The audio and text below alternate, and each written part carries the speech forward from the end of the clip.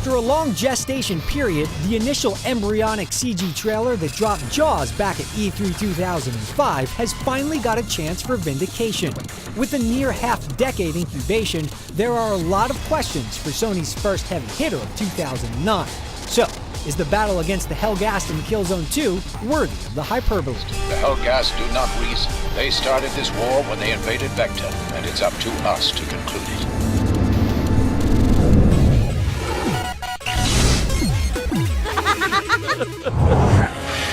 Do not toy with me.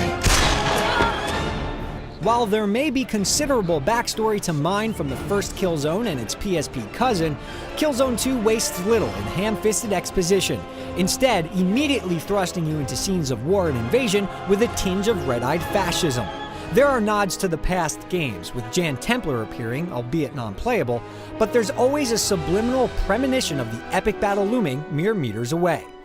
Taking on the role of Sev, an International Strategic Alliance or ISA sergeant, you invade the planet Helgen in an attempt to remove its charismatic dictator, Emperor Visari.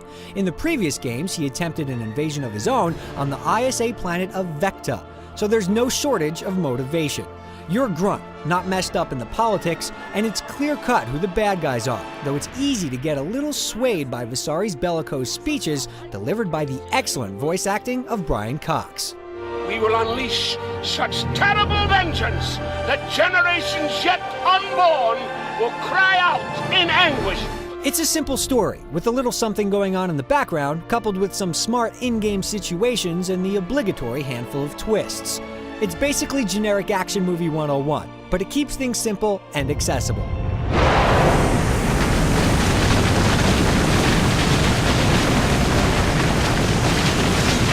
Some of the foul language from squad mates can be a bit misplaced and even gratuitous. What the fuck? But the story is enough to drive you through. Oh shit! This is fucked up!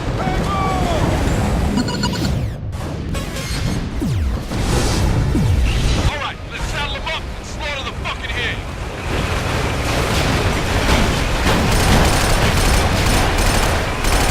Zip, we need those tanks gone! Killzone 2's campaign offers a 10-hour trudge through the best the Helgen have to offer. Levels are divided into missions with various objectives, and an easy tap on the D-pad will show you which way to proceed. Despite spending most of the game with comrades, there's no co-op option, which is a disappointment. Objectives will often have you paired up with another ISA soldier or sometimes even a whole squad, and while they won't steal too many kills, they're far from cannon fodder. At least the enemies are often as intent on killing them as they are in killing you, which isn't the case in a lot of games. That's not to say that they won't rub you the wrong way every now and again, though. Other times, Sev goes it alone. Things would be impossible if it weren't for the old standby, the exploding barrel. The game doesn't necessarily feel cliched for it, but if there's one big ding, it's that Killzone 2 doesn't feel all that fresh. The Helghast invasion loans itself to replaying. After beating a level, you can jump to any section within it, and there's tons of stat tracking to improve, collectibles to find, and trophies to be earned that don't affect the game itself, which earns our kudos. A mission that may have dogged you the first time can take on another light on replay, allowing you to stretch your tactical know-how. Even the lackluster early missions gain appeal. Killzone 2 runs the gamut of shooter objectives. You'll clear areas, man turrets and tanks, stand your ground, and blow things up. You'll also take on bosses that are sometimes bullet sponges and sometimes a bit more puzzling. You get hints barked at you almost immediately, which removes some of the experimentation, or trial and error, depending on your taste. Shoot the overhead containers when he gets close to them. The first couple of levels are slow burners, but the pace picks up towards the second half of the game with some awesome set-piece scenarios.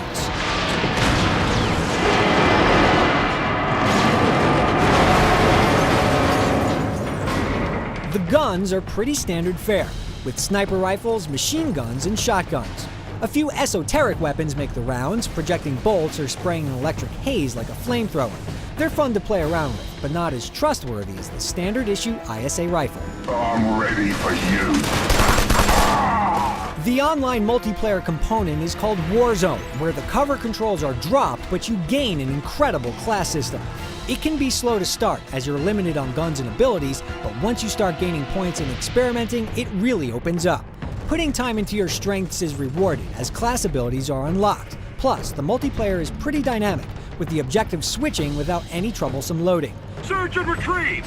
Locate the objectives and return them to the designated zone! It's great to see how standard fare like assassination being followed up with a search and destroy mission can quickly change the game dynamic. If you don't feel like playing with others, just turn on some bots and enter skirmish mode to get the lay of the land. These days, it's standard fare for a game to have a multiplayer component, but Killzone 2 goes a step above. Classes may not be new, but they're done well, and the progression system is deep. The game modes are also easy to pick up, and allowing mid-match swapping is a small stroke of genius. If you look for a lot of mileage out of your game purchases, Killzone 2 won't disappoint. The single player is relatively short, but there's incentive to play it again, while the multiplayer just keeps on giving.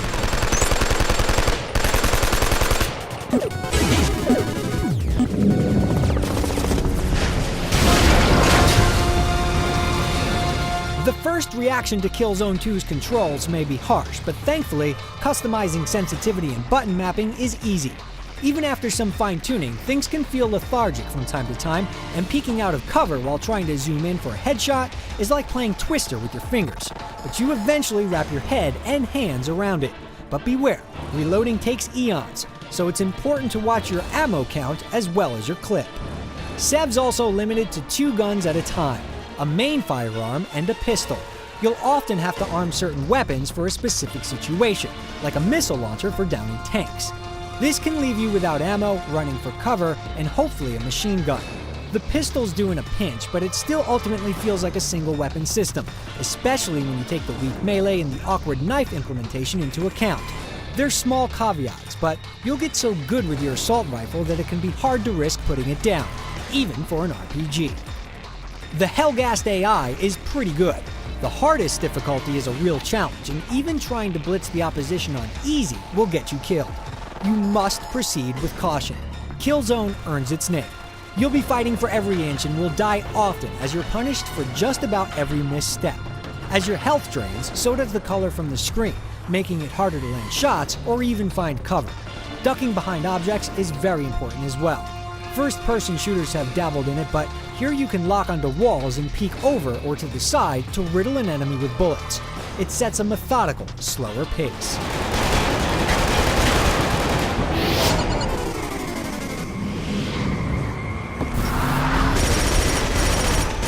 By this point, you've been watching Killzone 2 in motion for a few minutes, and it's obviously a beautiful game. There may be a few textures to nitpick, but that's exactly what it would be, nitpicking. Sev's military operation looks great, from flapping fabrics to Hellgast soldiers reacting to each piece of shrapnel. If anything, its refusal to do anything garish holds it back. You want to see how a peaceful glade or even a suburban Hellgast neighborhood would be rendered, but for the most part, you're stuck in a gray, dank war with just brief glimpses of light. It can be hard to notice a lot of the subtle touches, but if you look for them, oh boy. It also uses surround sound rather intelligently in a key point in the game. Enemies tend to look similar with only a few standouts. They're easily identifiable by their glowing red eyes, and when they're flanking you or lobbing grenades into your makeshift foxhole, you won't care what they look like as long as they're dead. While Killzone 2 is not reimagining the genre, it's solid, beautiful, and challenging, with excellent multiplayer that makes it well worth the 60 bones. It falls short of legendary, but it's sure to offer anyone who takes the plunge a visceral, tactical treat for the thumbs and eyes. It may be tough to get into, but once it gets its hooks into you, Killzone 2 won't let go.